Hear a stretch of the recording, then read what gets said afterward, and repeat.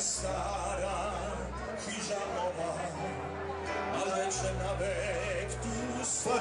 Ali mi smo došli ovdje da bi uživali u drugim prvacima, u prvacima u kuhanju i prvacima u proizvodnji vina u Hrvatskoj i svih krajeva Hrvatske, naravno već po tradiciji, u organizaciji Man vina svijeta u čaši.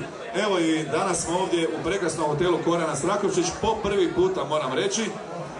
Dakle, dobrodošli nam na još jednu našu priredbu, izbor, proglašenje vinara godine i kuhara godine i podjelu priznanja iz potrošačkog putokaza.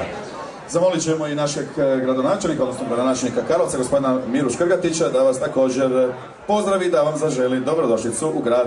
Poštovane dame i gospodo, poštovani ljubitelji kvalitetnih i vrhunskih vina, ja vas najljepše pozdravljam u ime Gradskog poglavarstva grada Karlovca, u svoje osobno ime. Mali Ivan Dolar, 2003. Marik. I to je to. Molim veliki pljesak za ove sva priznanja koje su dobili, stvarno. Svaka čast. A sada, Venje 2002. Kasna berba, 4 zlatna grozda. Čestitam.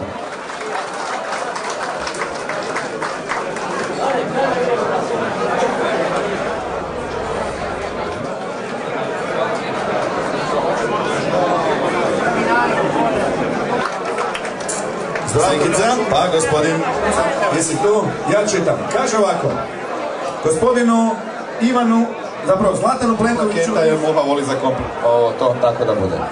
Ilo je ovdje, ali ga trenutno ne vidim.